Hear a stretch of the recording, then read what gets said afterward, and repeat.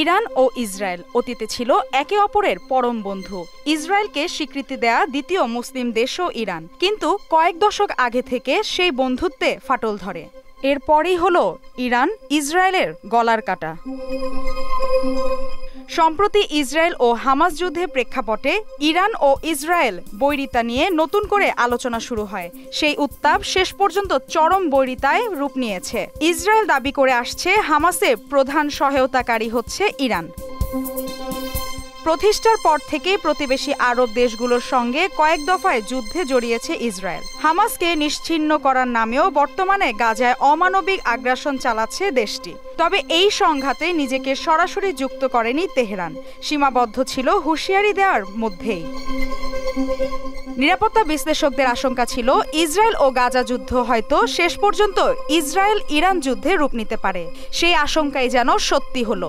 এপ্রিলের প্রথম দিন সিরিয়ায় থাকা ইরানের কনসুলেটে হামলা চালায় ইসরায়েল। এরপরই যেন তেলে বেগুনে জ্বলে উঠল ইরান। ইরান পাল্টা হামলা চালানোর হুঁশিয়ারি দেয়। যেখানে তেল আবিব ও ওয়াশিংটনের ভয়ে মধ্যপ্রাচ্যের সুন্নি রাষ্ট্রগুলো লেজ গুটিয়ে থাকছে, সেখানে রীতিমতো হুঙ্কার দিয়ে প্রথমবারের মতো নিজ ভূখণ্ড ব্যবহার করে গত 14 এপ্রিল রাতে ইসরায়েলকে আক্রমণ করে বসেছে তেহরান। একের পর এক সাইরেন আর ক্ষেপণাস্ত্রের বিকট শব্দে ভারী করে তোলে জেরুজালেমের রাতের আকাশ। ইসরায়েলি ভূখণ্ড লক্ষ্য করে 300টিরও বেশি ড্রোন ও ক্ষেপণাস্ত্র ছোড়ে ইরান। এর মধ্য দিয়ে কয়েক দশকের বৈরী সম্পর্ক শেষ পর্যন্ত সরাসরি সংঘাতে রূপ নেয়।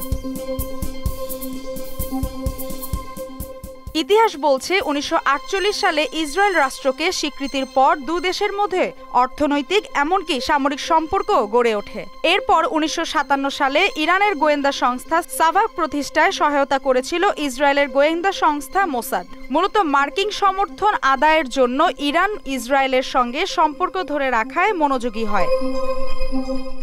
ইরানের সরকার ইসরায়েলের সঙ্গে সুসম্পর্ক রাখলেও ইরানের ভেতরে আগে থেকেই ইসরায়েল বিরোধিতা ছিল। ইরানের শাহ শাসন বিরোধী বামপন্থীদের সঙ্গে ফিলিস্তিনি মুক্তি আন্দোলন ফাতাহ এবং এর নেতা ইয়াসির আরাফাতের যোগাযোগ ছিল। অন্যদিকে আয়াতুল্লাহ খামেনি এবং তার অনুসারীরাও ফিলিস্তিনি ইহুদি রাষ্ট্র প্রতিষ্ঠার বিরুদ্ধে ছিল। 1979 সালে ইরানে ইসলামী বিপ্লবের পর দু দেশের মধ্যে সম্পর্ক ভেঙে যায়। ক্ষমতায় আসা ইরানের বিপ্লবী সরকার রাষ্ট্রীয়ভাবে ফিলিস্তিনিদের পক্ষ নেওয়ার ঘোষণা দেয়, এমনকি তেহরানে ইসরায়েলের দূতাবাসকে ফিলিস্তিনি দূতাবাসে পরিণত করে। এছাড়া ফিলিস্তিনে ইসরায়েল রাষ্ট্রের অস্তিত্বকেও অস্বীকার করে ইরান। 1990-এর দশকে গোড়ার দিকে শীতল সম্পর্ক রূপ নেয় শত্রুতায়।